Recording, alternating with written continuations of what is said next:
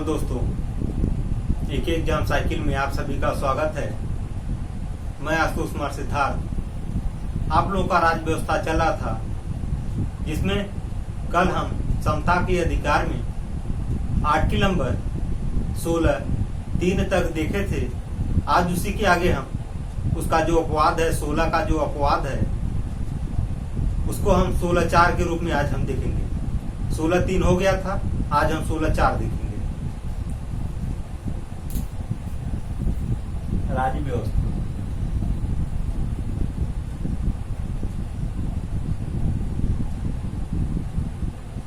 राज्य व्यवस्था, इसमें हम कौन सा आर्टिकल लिखेंगे? आर्टिकल 16(4।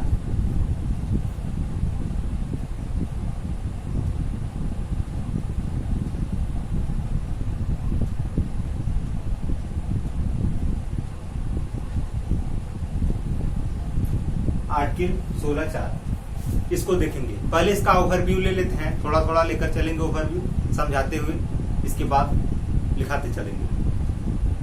16(4 में यह कहा गया कि इसके अंतर्गत राज्य को यह अधिकार प्रदान किया गया है कि सार्वजनिक सेवाओं में सामाजिक तथा शैक्षणिक दृष्टि से यदि पिछड़े वर्गों का पर्याप्त प्रतिनिधित्व नहीं हुआ तो वह उसके लिए आरक्षण का उपबंध कर सकता है। क्या कहा गया? इसके अंतर्गत राज्य को यह अधिकार प्रदान किया गया है कि इसके अंतर्गत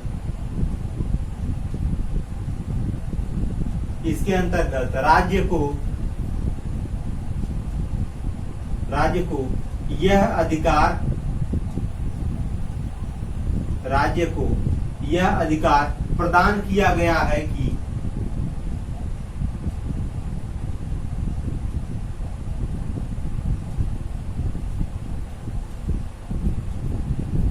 इसके अंतर्गत राज्य को यह अधिकार प्रदान किया गया है कि सार्वजनिक सेवाओं में सामाजिक तथा शैक्षणिक दृष्टि से क्या कहा गया? इसके अंतर्गत राज्य को यह अधिकार प्रदान किया गया है कि सार्वजनिक सेवाओं में सामाजिक तथा शैक्षणिक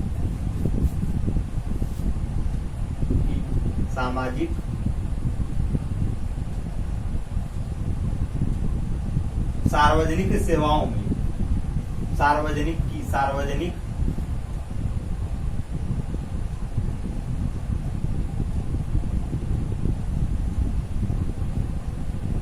सेवाओं में सामाजिक तथा शैक्षणिक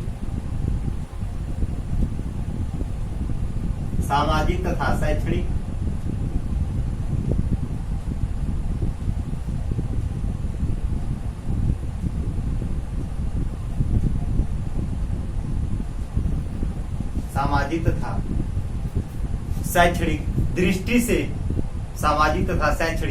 से यदि कोई पिछड़े वर्ग को आरक्षण पर्याप्त प्रतिनिधित्व नहीं है तो वह उनके द्वारा आरक्षण का उपबंध कर सकता है। शैक्षणिक दृष्टि से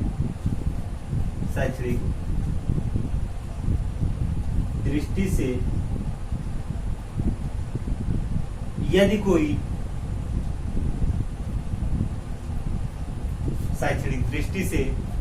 कोई पिछड़ा वर्ग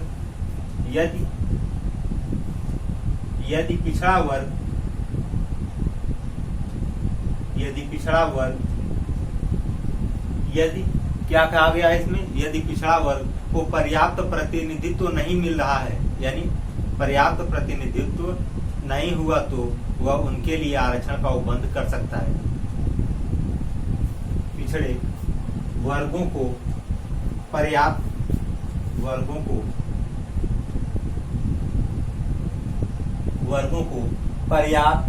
प्रतिनिधित्व नहीं हुआ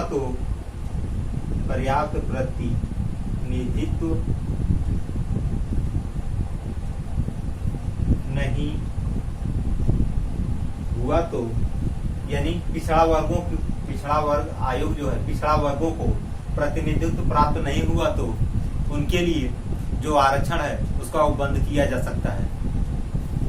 नहीं हुआ हो तो उनके उनके लिए आरक्षण का उपबंध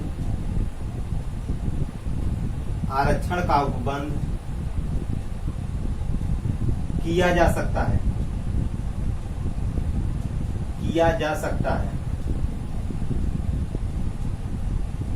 सकता है यानी इसके अंतर्गत राज्य को यह अधिकार प्रदान किया गया है कि सार्वजनिक सेवाओं में सामाजिक तथा शैक्षणिक, सार्वजनिक सेवा क्या क्या है, सामाजिक तथा शैक्षणिक दृष्टि से यदि कोई पिछड़ा वर्गों को पर्याप्त प्रतिनिधित्व नहीं हुआ तो उनके लिए आरक्षण का उपबंध किया जा सकता है।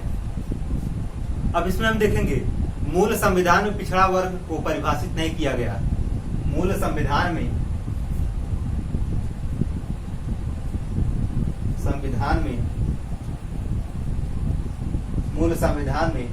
पिछड़ा वर्ग को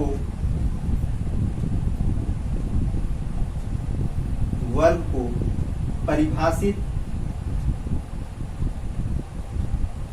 नहीं किया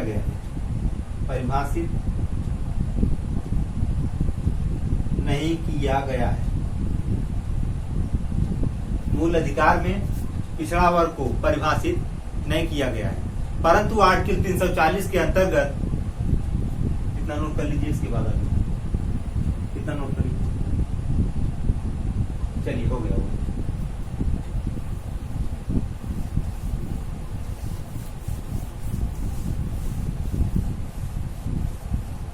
परंतु आर्टिकल 340 के अंतर्गत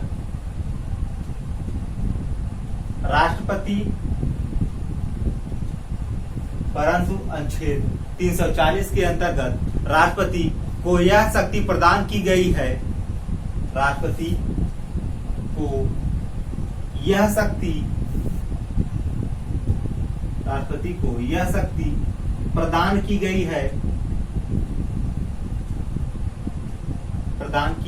है कि वह पिछड़ा वर्ग आयोग के लिए, वह पिछड़ा वर्गों की पहचान के लिए आयोग का गठन कर सकता है। वह पिछड़े वर्गों के आयोग के लिए, वह पिछड़े वर्गों के पहचान के लिए, वह पिछड़े वर्गों की पहचान के लिए पिछड़ा आयोग का गठन कर सकता है। यानी पिछड़ा जो वर्ग है, पिछड़े वर्ग की पहचान के लिए, यानी इसमें मूल संविधान में परिभाषित इसको नहीं किया गया है। पिछड़ा वर्ग है जो है, इसको मूल संविधान में परिभाषित नहीं किया गया है, इसलिए अनुच्छेद 340 के अंतर्गत राष्ट्रपति को यह अधिकार प्रदान है कि वह पिछड़े वर्गों की पहचान के लिए आयोग का गठन कर सकता है। पिछड़े वर्गों की पहचान के लिए आयोग का गठन कर सकता है।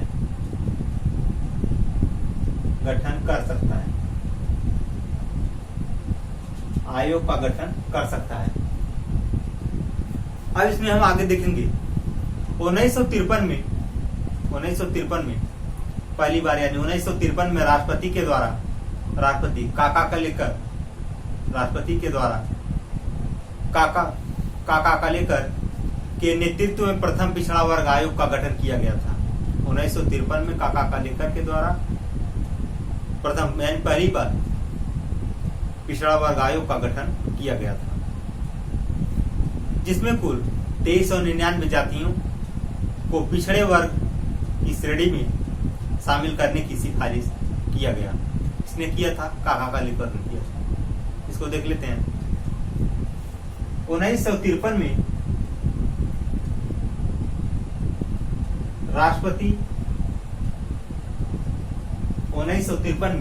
राष्ट्रपति के द्वारा काका कलेकर के नेतृत्व में राष्ट्रपति के द्वारा काका कलेकर के नेतृत्व में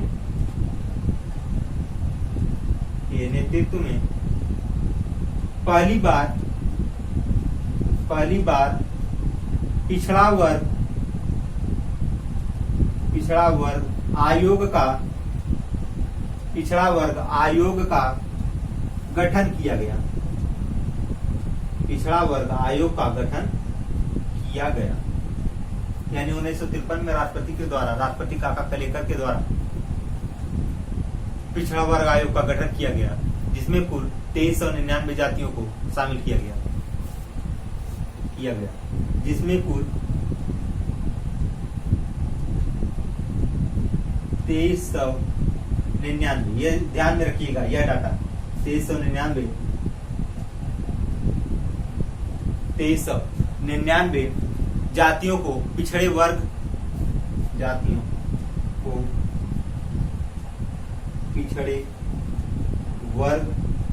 की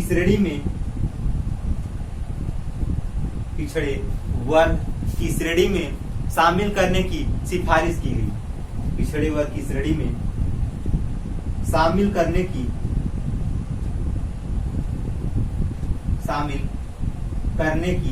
सिफारिश की गई।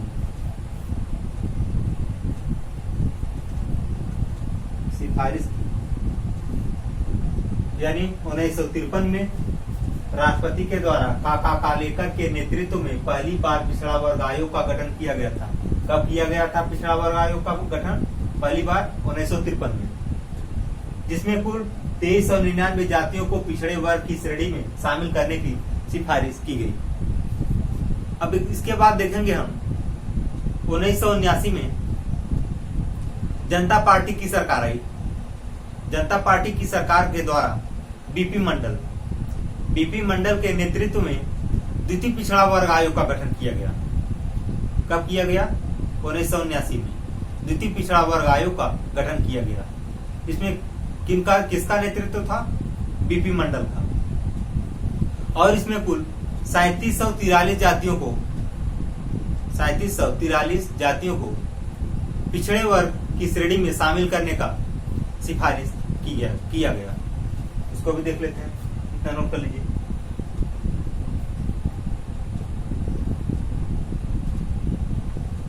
चलिए, हो गया होगा।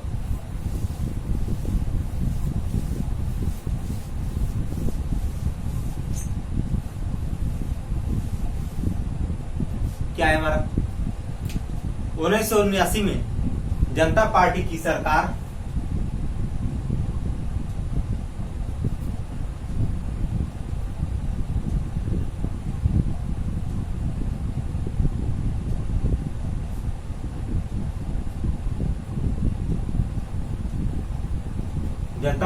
सरकार के द्वारा बीपी मंडल के नेतृत्व में दूसरी बार पिछड़ा वर्ग आयोग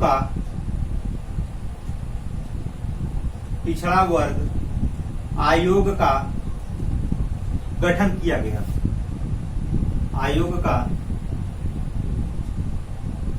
किया गया। जिसमें कुल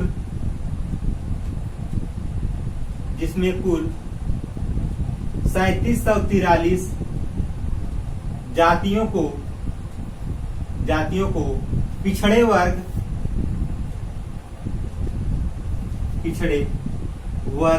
की श्रेणी में शामिल करने की सिफारिश की या अनुशंसा की। क्या कहा गया इसमें? 1979 में जब यानी जनता पार्टी की जब सरकार बनी, उसके द्वारा बीपी मंडल के नेतृत्व में हमारा दूसरा पिछड़ा वर्ग आयोग का गठन किया गया, जिसमें कुल 3743 जातियों को शामिल किया गया। 3743 जातियों को पिछड़ा वर्ग आयोग की श्रेणी में शामिल करने की सिफारिश किया गया। अब इसके अंतर्गत हम देखेंगे, इसके अंतर्गत पिछड़े वर्ग आयोग को सार्वजनिक सेवाओं में 27% आरक्षण प्रदान करने की अनुशंसा की गई। क्या कहा गया? इसके अंतर्गत पिछड़े वर्ग आयोग को, इसके अंतर्गत पिछड़े वर्गों को, इसके अंतर्गत पिछड़े वर्गों को, इसके अंतर्गत पिछड़े वर्गों को सार्वजनिक सेवाओं, वर्गों को सार्वजनिक सेवाओं में, सार्वजनिक सेवाओं में 27% आरक्षण, 27% आरक्षण प्रदान करने की अनुशंसा की गई। 27% आरक्षण प्रदान करने की अनुशंसा की गई, अनुशंसा की गई। क्या कहा गया? ये दूसरा जो हमारा 1979 में जनता पार्टी की जो सरकार बनी बीपी मंडल के नेतृत्व में, इसमें दूसरा पिछड़ा वर्ग आयोग का गठन किया गया, जिसमें कहा गया कि 3743 जातियों को शामिल करने की अनुशंसा की गई। इसी के अंतर्गत सार्वजनिक सेवाओं में, इसी के अंतर्गत सार्वजनिक सेवाओं में 27% का आरक्षण पिछड़ा वर्ग आयोग को देने की अनुशंसा की गई। अब इसके बाद देखेंगे हम आगे, इतना नोट कर लीजिए, इसके बाद देखते हैं। नोट कर लीजिए।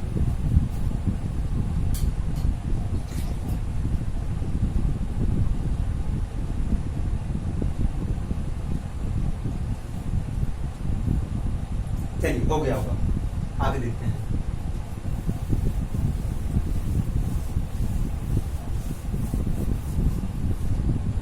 आगे क्या है हमारा?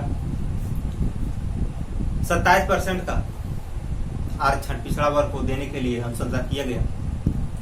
इसके बाद 1990 में बीपी सिंह की सरकार, 1990 में बीपी सिंह की सरकार के द्वारा सार्वजनिक सेवाओं में पिछड़े वर्गों को 27% आरक्षण प्रदान कर दिया गया। 1990 में बीपी सिंह की सरकार के द्वारा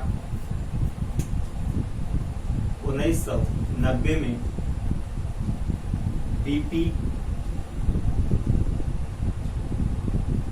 सिंह की सरकार के द्वारा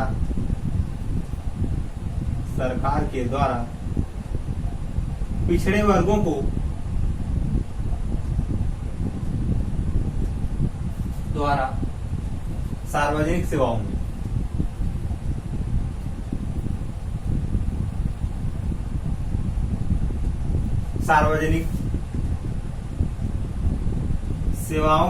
पिछड़े वर्गों को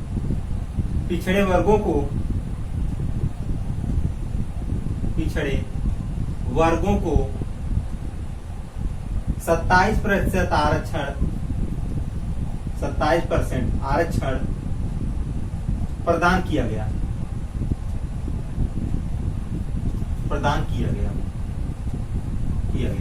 यानी 1979 में मांग किया गया था, अनुशंसा किया गया था, सिफारिश किया गया था। इसके बाद 1990 में हमारा बीपी सिंह की सरकार के द्वारा इसको 27% की आरक्षण का मान्यता प्राप्त हुआ, इसे प्रदान किया गया, यानी पिछड़े वर्ग आयोग को 27% आरक्षण दे दिया गया। अब देखेंगे हम आगे 1991 के बारे में। 1991 में नरसिम्हा राव के द्वारा आर्थिक रूप से दुर्बल समुदायों को 10% आरक्षण प्रदान किया गया। क्या कहा गया? 1991 में नरसिम्हा राव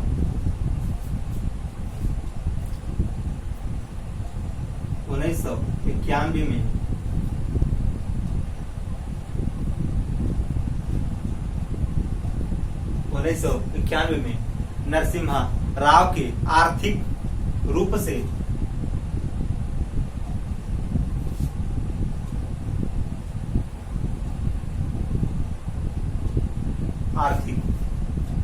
से दुर्बल समुदायों को 10% आरक्षण प्रदान किया गया।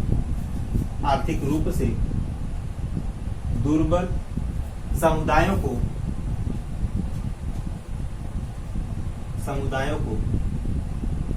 10% आरक्षण प्रदान किया गया। 10% आरक्षण प्रदान किया गया। यह 1991 में इसको नरसिम्हा राव के द्वारा दिया गया। अब 92 में क्या कहा गया? 92 में हमारा एक केस आया था। 92 में हमारा केस आया था इंदिरा साहनी वर्सेस भारत संघवाद में उच्चतम न्यायालय ने यह निर्णय दिया कि आरक्षण को उच्चतम न्यायालय ने आरक्षण को चुनौती प्रदान कर दी तथा उच्चतम न्यायालय के द्वारा निम्न निर्णय लिए गए थे। और कौन कौन से निर्णय लिए गए थे उसको भी देखते हैं। पहले इतना नोट कर लीजिए, इसी में देख लेते हैं। 1992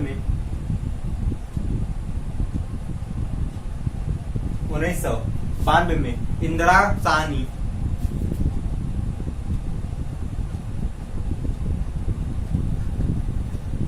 वर्सेस भारत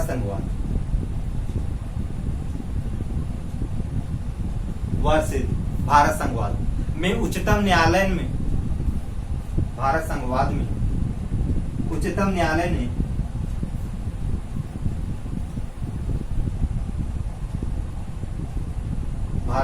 में उच्चतम न्यायालय ने आरक्षण को चुनौती प्रदान की।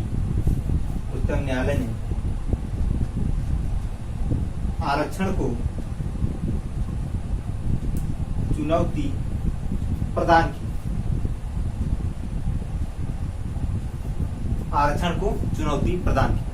तथा उच्चतम न्यायालय के द्वारा निम्न निर्णय लिए गए। तथा उच्चतम न्यायालय के द्वारा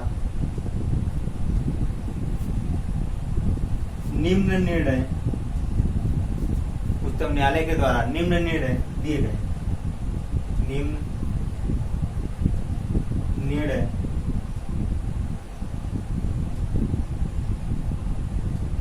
निम्न निर्णय लिया गया। कौन कौन सा निर्णय लिया गया था उसको भी नोट करते हैं।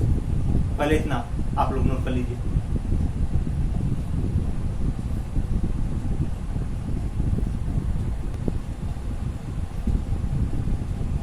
चलिए, हो गया होगा, आगे देखते हैं। अब निम्न निर्णय कौन कौन सा लिया गया था उसको देख लेते हैं।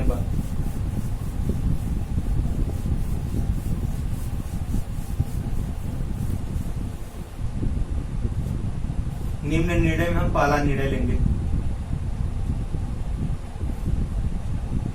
पहला निर्णय क्या था हमारा? उच्चतम न्यायालय ने क्या कहा था?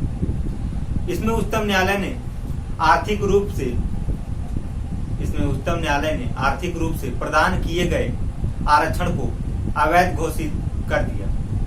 क्या कहा गया? उच्चतम न्यायालय ने आर्थिक रूप से प्रदान किए गए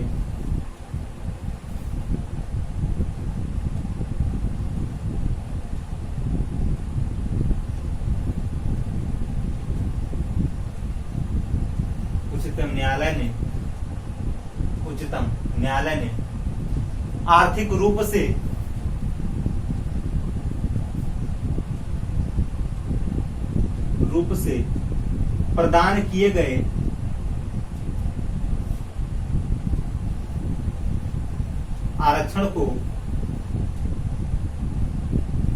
प्रदान किए गए आरक्षण को अवैध घोषित कर दिया।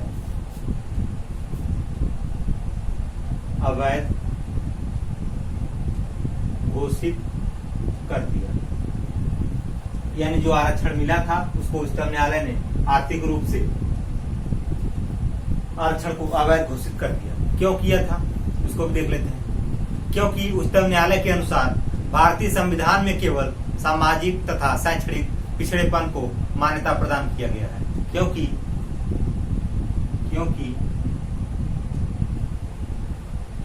उच्चतम न्यायालय के द्वारा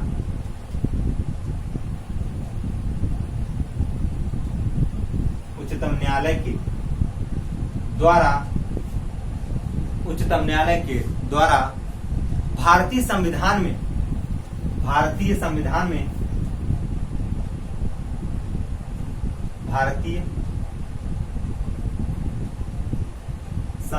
में सामाजिक तथा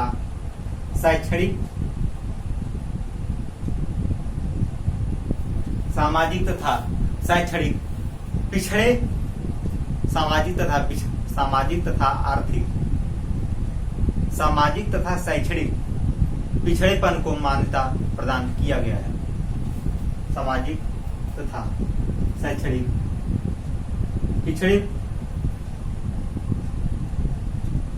सामाजिक तथा आर्थिक पिछड़ेपन को मान्यता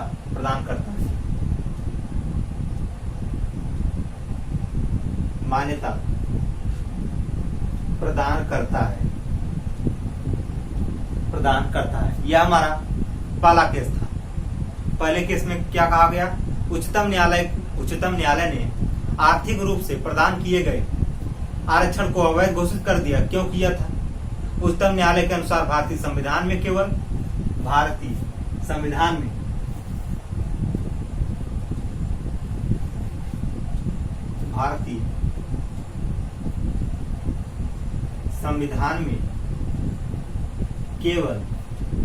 सामाजिक तथा शैक्षणिक पिछड़ेपन को मान्यता प्रदान किया गया है। सामाजिक तथा शैक्षणिक पिछड़ेपन को मान्यता प्रदान किया गया है। यह हमारा पहला केस था, पहला शर्त। अब दूसरा क्या था हमारा? उच्चतम न्यायालय दूसरा हमारा था, उसको देख लेते हैं। उच्चतम न्यायालय के द्वारा सामाजिक तथा शैक्षणिक दृष्टि से पिछड़े वर्गों को सामाजिक तथा शैक्षणिक पिछड़े वर्गों को दिए गए 27% आरक्षण को वैध माना गया। क्या कहा गया? उच्चतम न्यायालय के द्वारा सामाजिक तथा शैक्षणिक दृष्टि से पिछड़े वर्गों को 27% जो आरक्षण दिया गया था उसको वैध माना गया। परंतु न्यायालय के अनुसार पिछड़े वर्गों में संपन्न वर्ग जो क्रीमी लेयर, जिसे क्रीमी लेयर भी कहते हैं, संपन्न वर्ग है, संपर्क है यानी संपन्न है, तब भी वो आरक्षण का लाभ ले रहा है तो उसको क्रीमी लेयर के रूप में मिलेगा। संपन्न वर्ग को आरक्षण का लाभ प्रदान नहीं किया जाएगा, यानी जो संपन्न है उसको आरक्षण का लाभ नहीं दिया जाएगा, और जो आरक्षण के लिए पिछड़ा है वह, यानी पिछड़ा है, उसको आरक्षण दिया जाएगा। पिछड़े वर्गों को देख लेते हैं। इसका दूसरा पॉइंट इतना नोट कर लीजिए पहले पहला पॉइंट।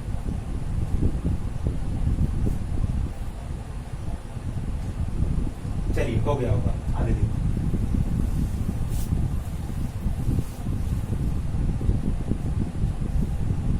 दूसरा था हमारा उच्चतम न्यायालय के द्वारा सामाजिक तथा शैक्षणिक उच्चतम न्यायालय के द्वारा सामाजिक तथा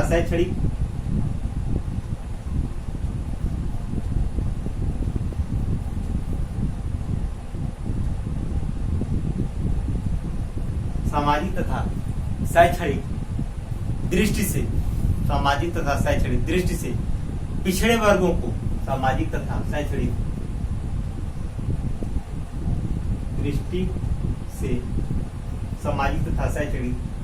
दृष्टि से पिछड़े वर्गों को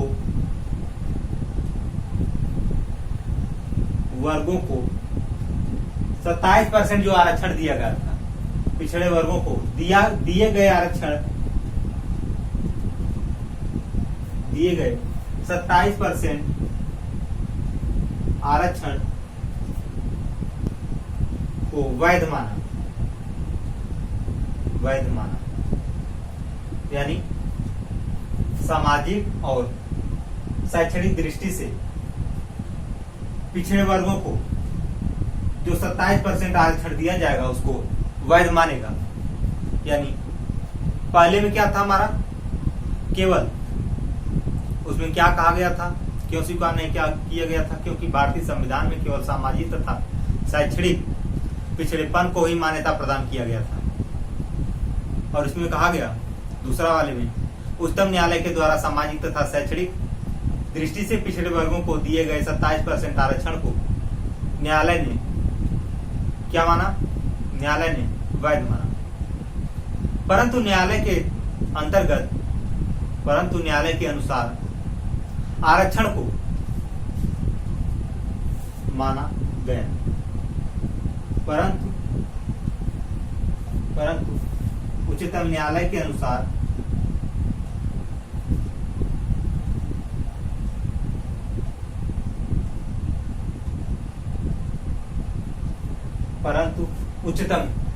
के अनुसार पिछड़े वर्गों में संपन्न वर्ग अनुसार पिछड़े वर्गों में संपन्न वर्ग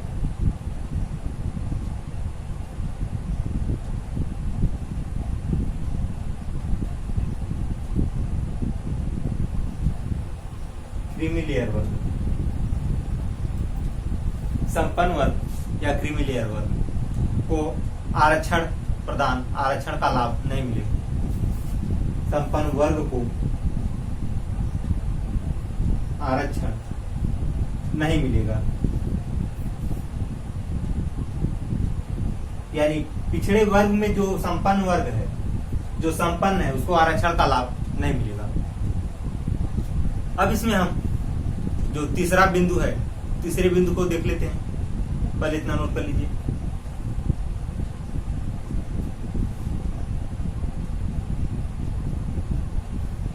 जल्दी करिए।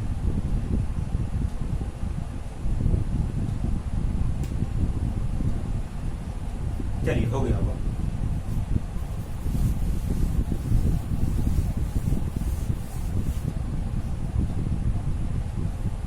तीसरा क्या है हमारा, तीसरे में कहा गया उच्चतम न्यायालय के अनुसार आरक्षण की अधिकतम सीमा, उच्चतम न्यायालय के द्वारा आरक्षण की अधिकतम मात्रा 50% से अधिक नहीं होनी चाहिए।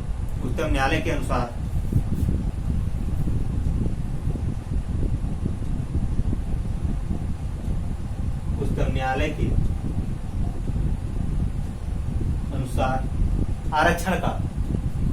आरक्षण का अधिकतम मात्रा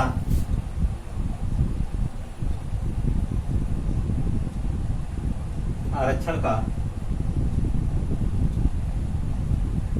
अधिकतम मात्रा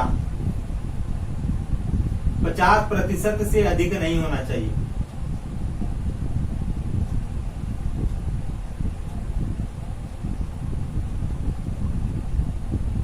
नहीं होना चाहिए। उच्चतम न्यायालय के अनुसार आरक्षण का अधिकतम मात्रा 50% से अधिक नहीं होना चाहिए। अब इसमें एक संशोधन हुआ था, पहला संशोधन। पहले संशोधन में कहा गया, यानी 77वें संविधान संशोधन अधिनियम 1995 के माध्यम से अनुच्छेद 16(4) में ए जोड़ा गया। 16(4) में ए जोड़ा गया, यानी खंड में सब खंड जोड़ा गया। जब आप लोगों को शुरुआत में बताए थे हम संविधान को, तो उसमें बताए थे यह पूरा संविधान हो जाएगा, अध्याय हो जाएगा, भाग हो जाएगा, इसके बाद खंड हो जाएगा, इसके बाद सब खंड हो जाएगा। बताए थे ना, ये पूरा संविधान हो जाएगा, अध्याय हो जाएगा, भाग हो जाएगा, इसके बाद अनुच्छेद हो जाएगा, खंड हो जाएगा, इसके बाद सब खंड हो जाएगा। यानी खंड, जो खंड है, यानी 16(4) में भी ए जोड़ा गया, सब खंड के रूप में ए जोड़ा गया। उसको देख लेते हैं। 77वें संविधान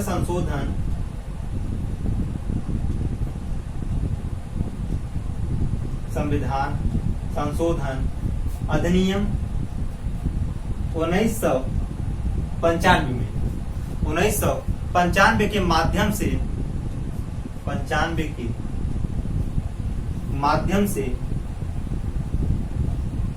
से आर्टिकल 16(4) में ए को जोड़ा गया। 16(4) में ए को जोड़ा गया तथा इसके अंतर्गत राज्य को अनुसूचित जाति एवं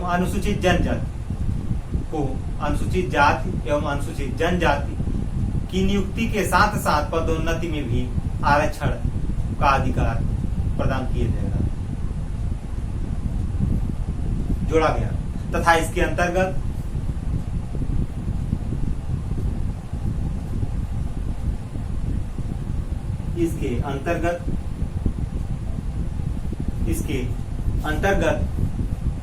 राज्य को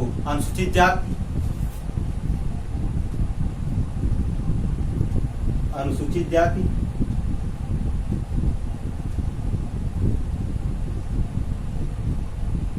एवं अनुसूचित जनजाति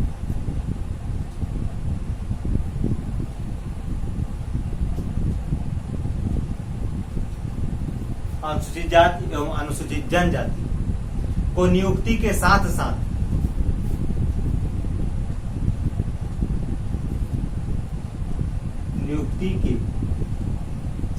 साथ पदोन्नति में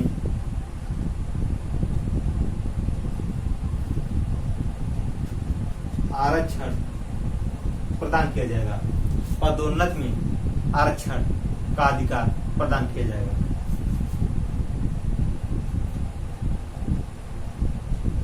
अधिकार प्रदान किया जाएगा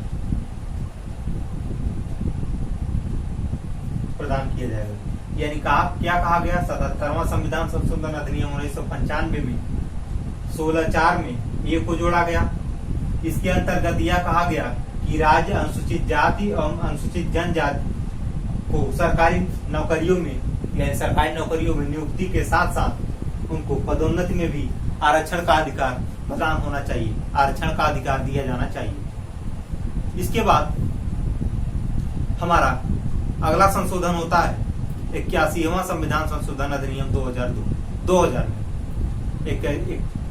81 यानी 81वां संविधान संशोधन 2000। इतना नोट कर लीजिए, इसको बता देते हैं।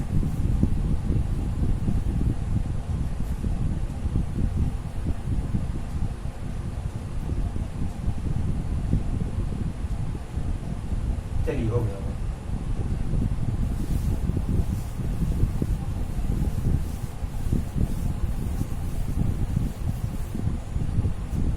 अब देखते हैं 81वां संविधान संशोधन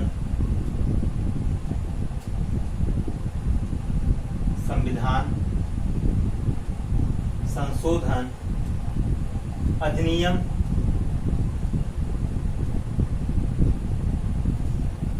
2000 का भी अधिनियम 2000 के माध्यम से आर्टिकल 16(4) में बी को जोड़ा गया। अधिनियम 2000 में आर्टिकल 2000 के माध्यम से यानी 81वां संविधान संशोधन अधिनियम 2000 के माध्यम से आर्टिकल 16(4) में बी को जोड़ा गया जिसके अंतर्गत इसके अंतर्गत क्या किया गया? इसके अंतर्गत अग्रनयन सिद्धांत को मान्यता प्रदान की गई। इसके अंतर्गत अग्रनयन सिद्धांत को भी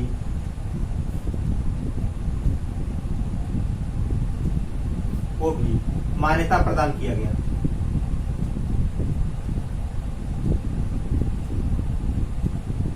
मान्यता प्रदान किया गया।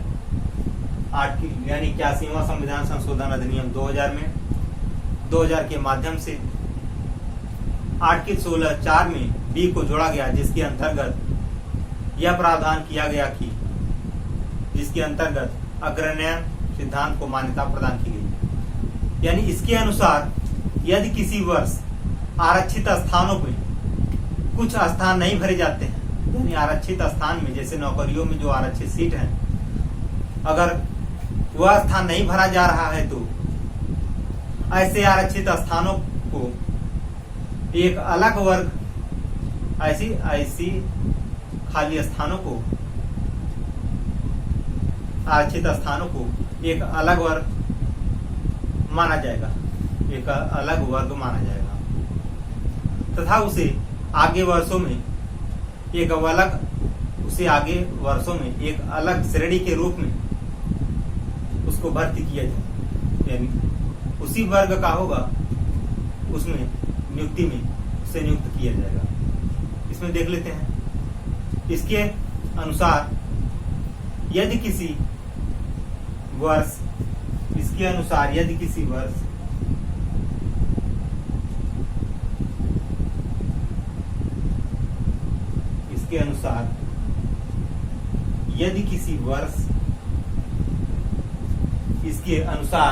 यदि किसी वर्ष आरक्षित स्थानों में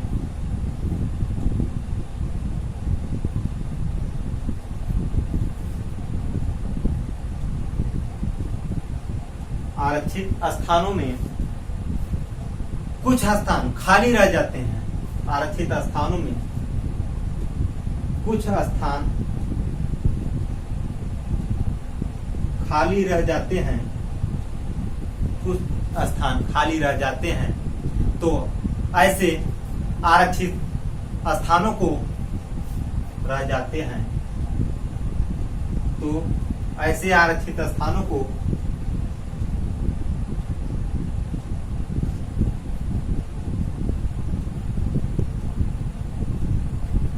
ऐसे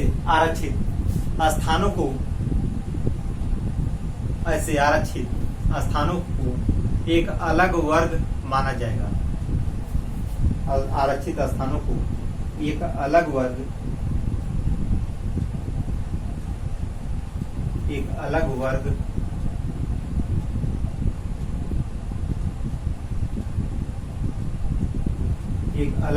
माना जाएगा तथा उसे आगे की वर्षों में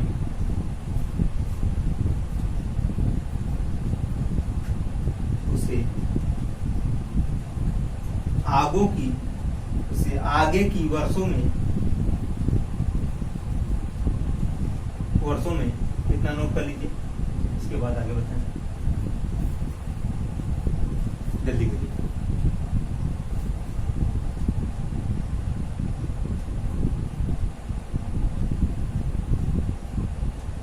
आगे की वर्षों में एक अलग श्रेणी के रूप में भरा जा सकेगा।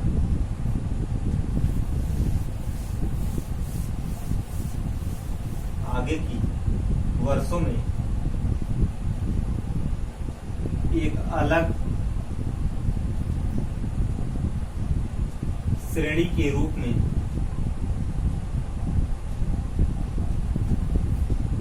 भरा जा सकेगा। एक अलग श्रेणी के रूप में भरा जा सकेगा।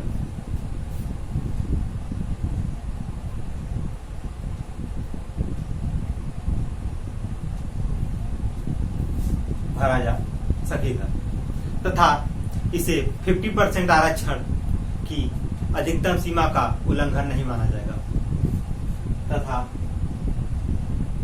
इसे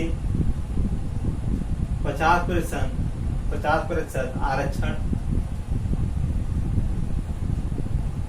का उल्लंघन नहीं माना जाएगा।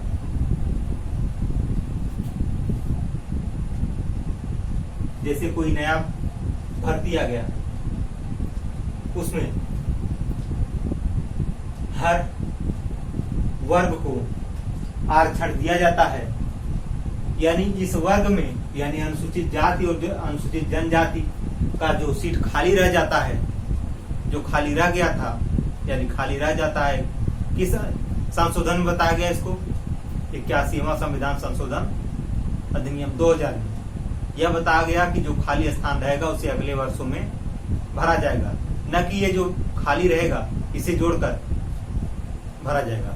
यानी 50% से 50 यहाँ से हो जाएगा, इसके बाद जो अगला वाला होगा उसको मिलाकर उससे ऊपर होगा, यानी 50% से जब ऊपर बनेगा तो उसको संविधान का यानी आरक्षण का उल्लंघन नहीं माना जाएगा, क्योंकि इसमें 50% ही उसको आरक्षण दिया जा रहा है, उल्लंघन नहीं माना जाएगा।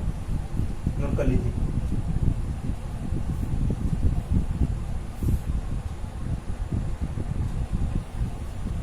चलिए, हो गया होगा। अब आगे देखते हैं। यानी 16/4 में जितने भी संशोधन हुआ था सबको बता दिए, सब डिटेल से। आरक्षण से पिछड़े वर्गों से जितना भी उनको आरक्षण देना था सब उसको क्लियर कर दिए। यानी अनुच्छेद 16 का जो 4 था उसको बता दिए। अब हमें आता है, मिलेगा आगे अनुच्छेद 16(5). कौन सा? आर्टिकल 16(5). अब इसके अंतर्गत क्या प्रावधान किया गया है उसको देख लेते हैं। यानी इसमें यह प्रावधान किया गया कि यह धर्म के आधार पर राज्यों में विभेद की अनुमति प्रदान करता है।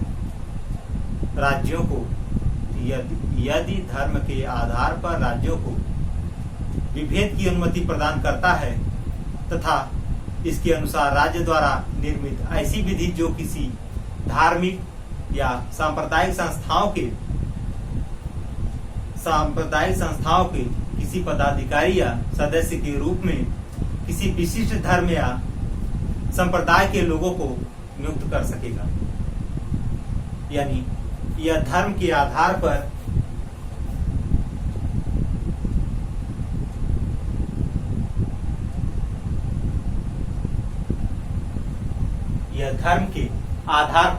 राज्यों को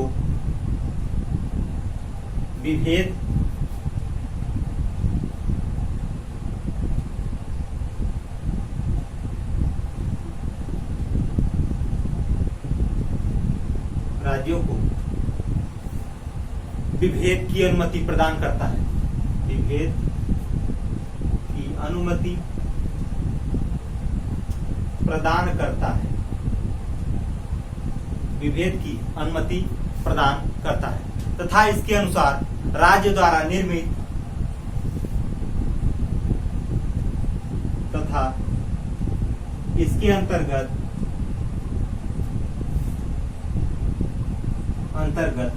राज्य द्वारा निर्मित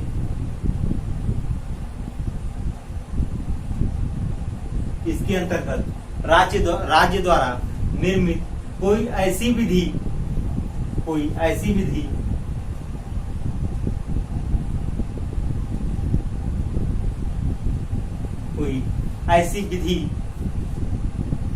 जो किसी धार्मिक या सांप्रदायिक ऐसी विधि जो किसी धार्मिक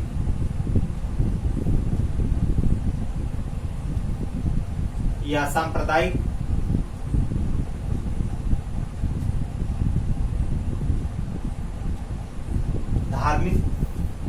सांप्रदायिक संस्था के किसी भी पदाधिकारी को सांप्रदायिक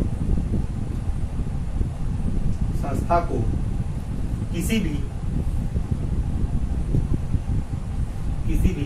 पदाधिकारी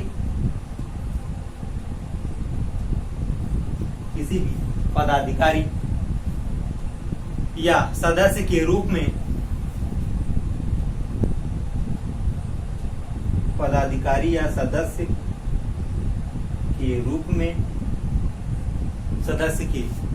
में किसी विशिष्ट धर्म या संप्रदाय के लोगों रूप में किसी विशिष्ट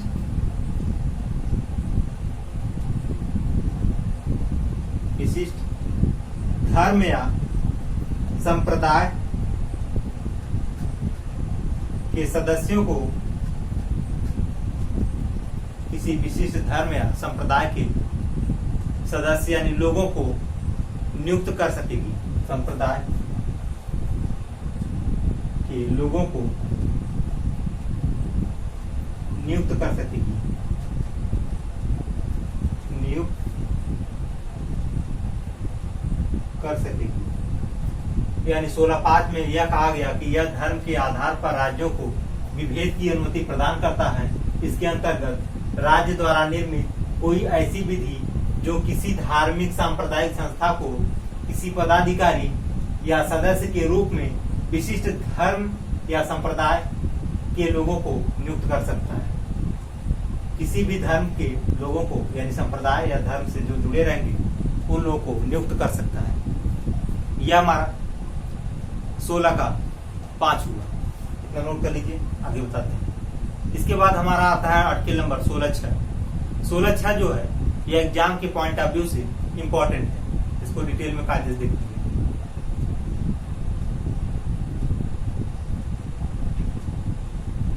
चलिए, हो गया।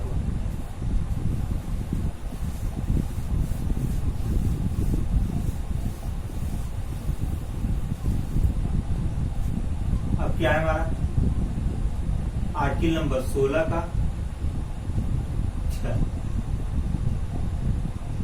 क्या है यह? इंपॉर्टेंट पॉइंट एग्जाम के पॉइंट ऑफ व्यू से। क्यों इंपॉर्टेंट है? क्योंकि यह अभी जल्द में ही संशोधन हुआ था, इसलिए यह पूछा जा सकता है। यह 2019 का संशोधन है। 103वें संविधान संशोधन अधिनियम 2019 के माध्यम से आर्टिकल 16 में 6 को जोड़ा गया। आर्टिकल 16 में 6 जोड़ा गया। इसके अंतर्गत राज्य को आर्टिकल 16(4) में उल्लेखित वर्गों के अतिरिक्त आर्थिक रूप से दुर्बल समुदायों यानी EWS इकोनॉमिक वीकर सेक्शन को नियुक्ति तथा पदों में 10% की आरक्षण प्रदान किया जाएगा।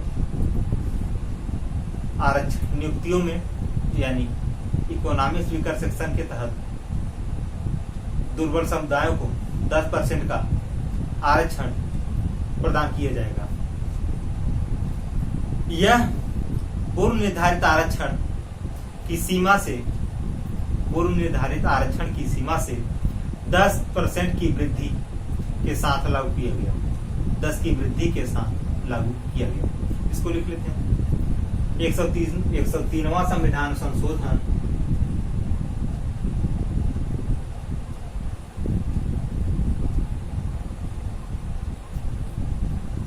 संशोधन अधिनियम 2019 के माध्यम से 103वां संविधान संशोधन अधिनियम 2019 के माध्यम से आर्टिकल 16 में 6 को जोड़ा गया। आर्टिकल 16 में 6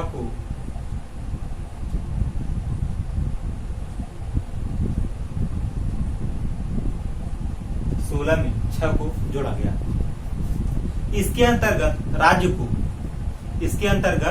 राज्य को आर्टिकल 16(4) में उल्लेखित वर्गों को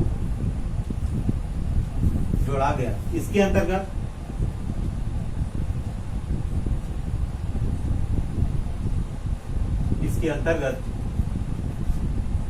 राज्य को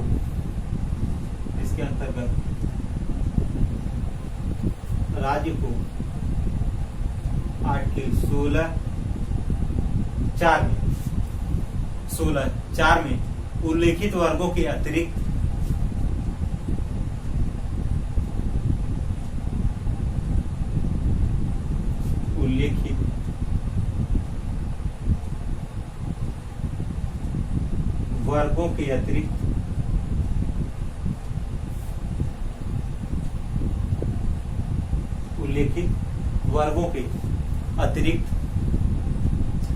आर्थिक रूप से दुर्बल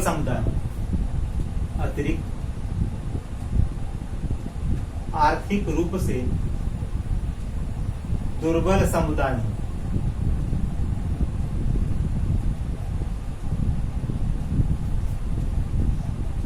से EWS इकोनॉमिक वीकर सेक्शन तक को नियुक्ति तथा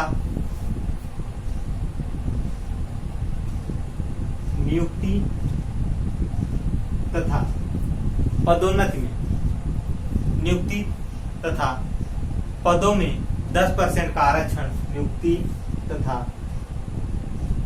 पदों में 10% का आरक्षण प्रदान किया गया। 10% का आरक्षण प्रदान किया गया। 10% आरक्षण इनको, यानी आर्थिक रूप से जो दुर्बल हैं उन लोगों को 10% का आरक्षण प्रदान किया गया। एवं यह पूर्व निर्धारित आरक्षण की सीमा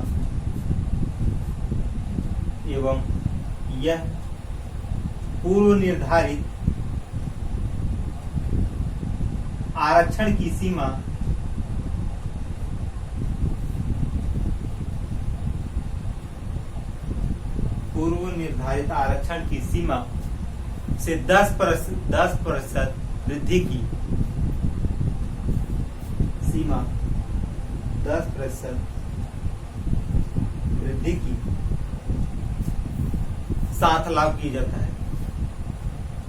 वृद्धि की दर से लागू किया जाता है। 10% वृद्धि से लागू किया जाता है।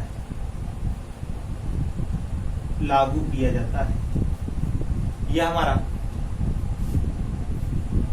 आर्टिकल नंबर 16 कंप्लीट हुआ। ये संक्षेप में काफी संशोधन भी थे, खंड भी थे, तो 2 सब खंड भी जुड़े इसमें ए और बी के रूप में। यह आर्टिकल जो है 16 कुछ महत्वपूर्ण था, इसलिए इसको डिटेल से ज्यादा देखे हैं। इसमें जितने भी संविधान संशोधन हुए हैं सबको डिटेल से क्लियर कर दिए। अब इसके आगे हम देखेंगे आर्टिकल नंबर 17। 17 में क्या कहा गया है? अस्पृश्यता का अंत, यानी छुआछूत। अस्पृश्यता के अंत को गांधी जी ने पाप माना था। यह भी जो है अस्पृश्यता का अंत एग्जाम के पॉइंट ऑफ व्यू से इम्पोर्टेंट है। इससे भी क्वेश्चन पूछा जाता है, इसको भी इम्पोर्टेंट करके हम नोट करेंगे। चलिए इतना नोट कर लीजिए।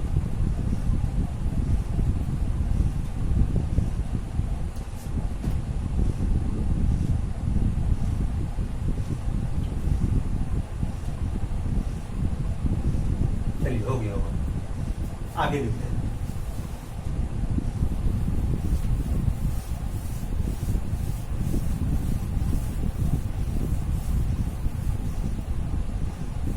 कौन सा है हमारा? आर्टिकल नंबर 17 इंपॉर्टेंट है। इसमें कहा गया अस्पृश्यता का अंत।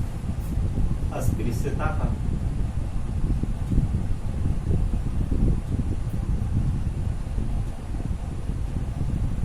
यह कहा गया, यानी छुआछूत से बरी, यानी छुआछूत से अंत। अस्पृश्यता के अंत को, यानी इसको महात्मा गांधी ने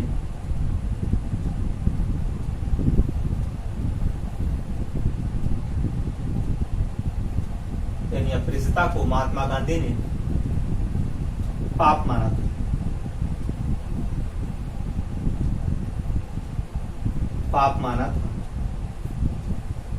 अस्पृश्यता को महात्मा गांधी ने पाप माना था। अब इसके अंतर्गत देख लेते हैं पहले। इसके अंतर्गत अस्पृश्यता की पूर्ण रूप से समाप्ति कर दी गई। क्या कहा गया? इसके अंतर्गत अस्पृश्यता की पूर्ण रूप से, यानी पूर्ण रूप से समाप्ति कर दी गई। इसके अंतर्गत अस्पृश्यता को पूर्ण रूप से समाप्ति कर दी गई। पूर्ण रूप से समाप्ति कर दी गई।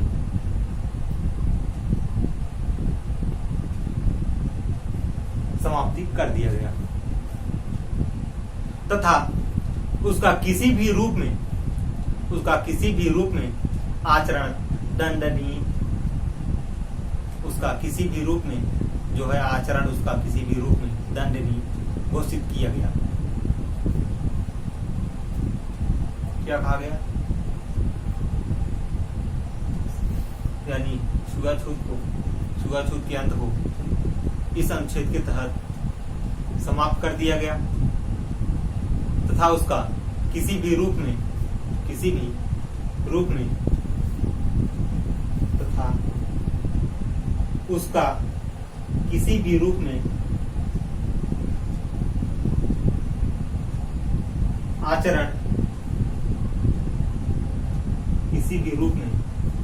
आचरण दंडनीय घोषित किया गया।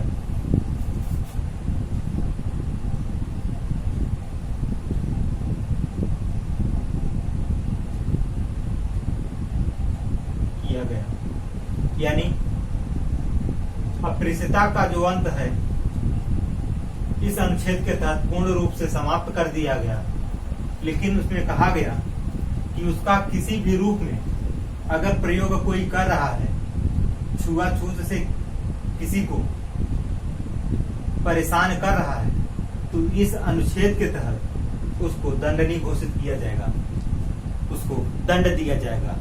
किसके द्वारा? न्यायालय के द्वारा। अब इसमें हम देखेंगे, कितना लोग कर लीजिए पर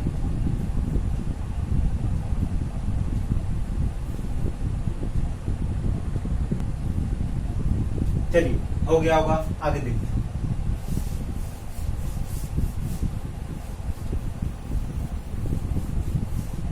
इसी में आर्टिकल 17 में ही आगे देखिए। अप्रियता के उन्मूलन के लिए विधि निर्माण की शक्ति संसद को प्रदान की गई। अस्पृश्यता के उन्मूलन के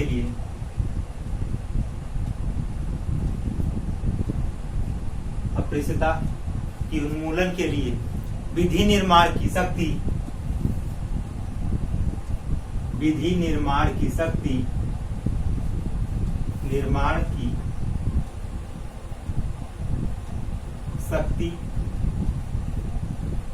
संसद को प्राप्त है तथा संसद के द्वारा इस दिशा में सर्वप्रथम 1955 में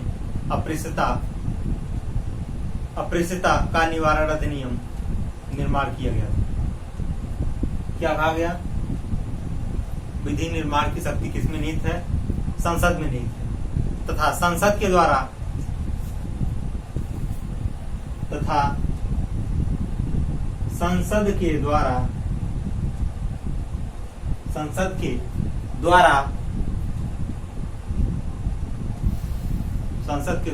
इस दिशा में सर्वप्रथम 1955 में द्वारा इस दिशा में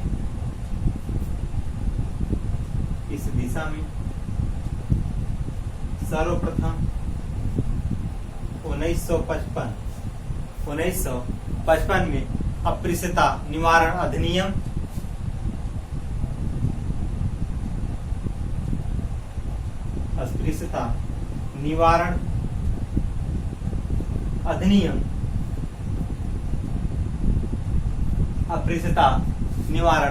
अधिनियम का निर्माण किया गया।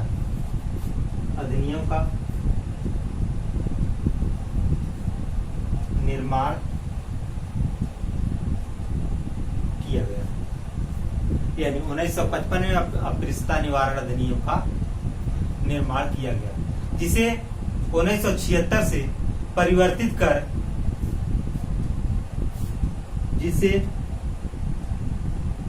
1976 से परिवर्तित कर 1976 से परिवर्तित कर नागरिक अधिकार संरक्षण,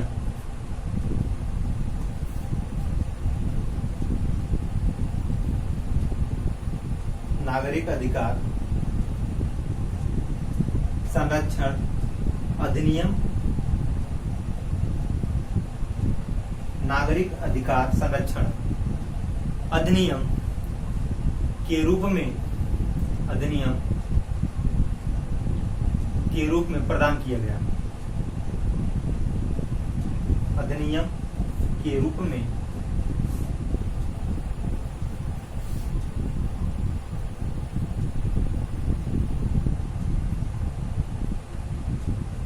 प्रदान किया गया, अधिनियम के रूप में, यानी नागरिक अधिकार संरक्षण अधिनियम के रूप में प्रदान किया गया।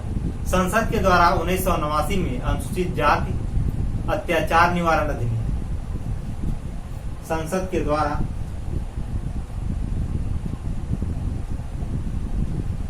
संसद के द्वारा 1989 में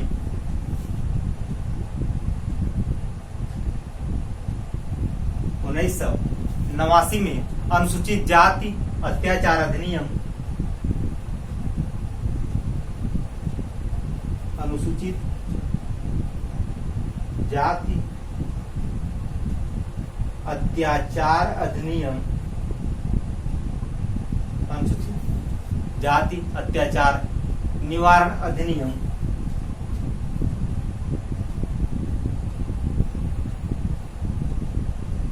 अत्याचार निवारण अधिनियम का निर्माण किया गया, का निर्माण, अत्याचार निवारण अधिनियम का निर्माण किया गया। आर्टिकल 17 निरपेक्ष मूल अधिकार है। क्या है? आर्टिकल 17 निरपेक्ष मूल अधिकार है, इसका कोई अपवाद नहीं है। इतना नोट कर लीजिए, इतना नोट करिए।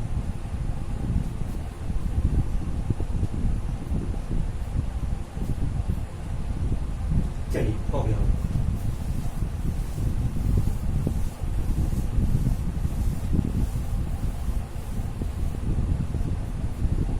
अब क्या कह रहा है आर्टिकल 17 में, नोट करके लिख लीजिए।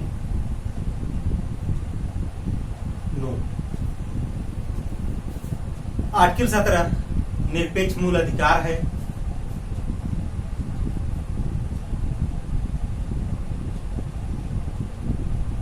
निरपेक्ष मूल अधिकार है,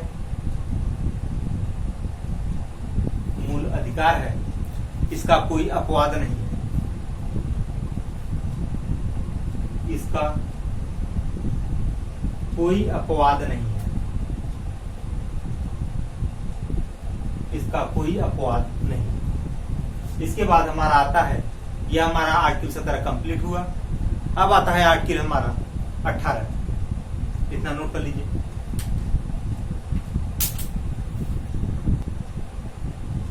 चलिए, हो गया होगा। आर्टिकल 18 क्या है हमारा? उपाधियों का अंत।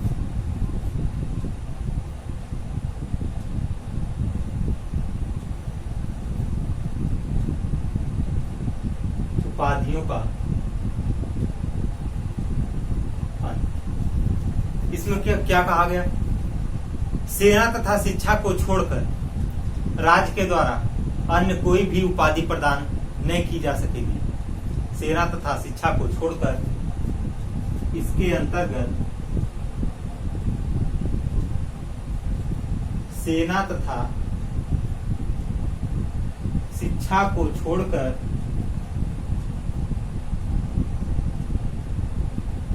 के अंतर्गत सेना तथा शिक्षा को छोड़कर राज्य के द्वारा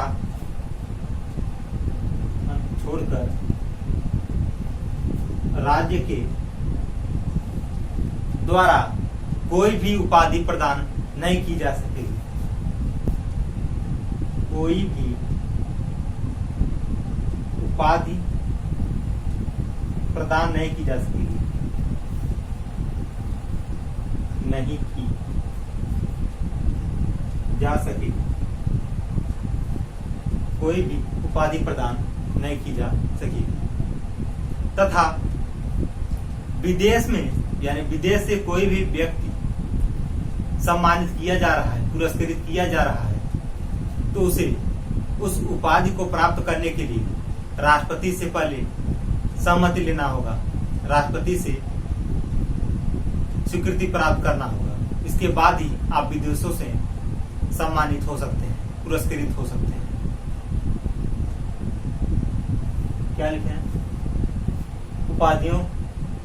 उपाधि प्रदान नहीं की जा सकेगी, उपाधि प्रदान नहीं की जा सकेगी तथा विदेश से कोई भी व्यक्ति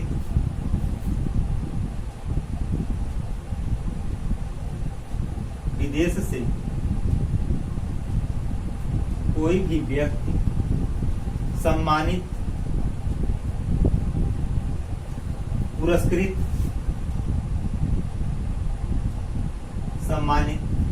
पुरस्कृत अथवा उपाधि प्राप्त करने से पूर्व पुरस्कार अथवा उपाधि प्राप्त करने से पूर्व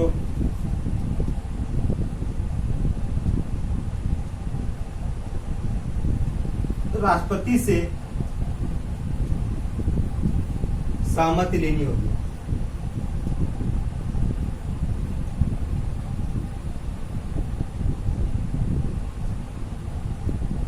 यानी अगर कोई व्यक्ति विदेशों से सम्मानित किया जा रहा है, पुरस्कृत किया जा रहा है और उपाधि उसको दिया जा रहा है, तो बिना राष्ट्रपति की सहमति लिए उसे यह सम्मान नहीं दिया जाएगा। राष्ट्रपति का सहमति लेना बहुत आवश्यक है। राष्ट्रपति का सहमति लेनी होगी, यह आवश्यक है। यह हमारा समता का अधिकार आज समाप्त हुआ, जिसमें 14 से 18 तक था, यह समाप्त हुआ। अब हम अगले वीडियो में देखेंगे स्वतंत्रता का अधिकार, जो 19 से 22 तक है। आज इस वीडियो को हम यहीं रोकते हैं। यह वीडियो हम हर एक पॉइंट से जितने भी संशोधन हुए थे इसमें भी आर्टिकल में सब तथ्य को एकजुट करके इस वीडियो के माध्यम से आप सभी लोगों को प्रोवाइड करा रहे हैं। यह वीडियो एग्जाम के पॉइंट ऑफ व्यू से काफी इम्पोर्टेंट है। आप सभी लोग देखिएगा इसको और देखने के बाद जो आपका सुझाव हो कमेंट के माध्यम से हमको दीजिएगा और हमारे चैनल को ज़्यादा से ज़्यादा सब्सक्राइब करिए, लाइक करिए और अपना सुझाव कमेंट के माध्यम से हमें दीजिए। जय हिंद दोस्तों।